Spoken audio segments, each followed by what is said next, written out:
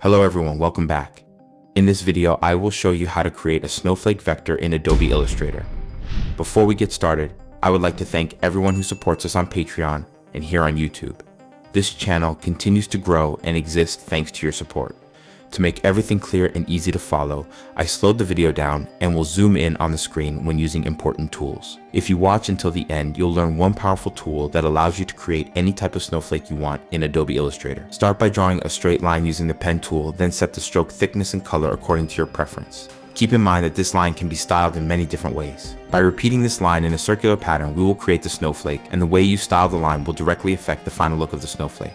I'll first demonstrate how to style one main line, and at the end of the video, I'll show you two more snowflake variations based on differently styled lines. You can support me on Patreon by clicking the link in the description. You can choose any plan that fits your budget, as all plans give you access to the same premium benefits. This includes having your name featured at the beginning of each video, free downloads of premium vector icons and illustrations, and access to exclusive content. Your support truly means a lot and helps the channel continue to grow. And now we've reached the most important part, so please pay close attention to this section. After styling the line the way you want, select it, go to the top menu, click on Object, scroll down, and choose Repeat. From there, select Radial, and just like that, your snowflake is created. Now you can fine-tune it by adjusting the number of repetitions, as well as the spacing and distance between the lines to achieve the exact shape you want. If you found this video helpful, don't forget to like it, subscribe to the channel, and leave a comment to show your support. See you in the next video.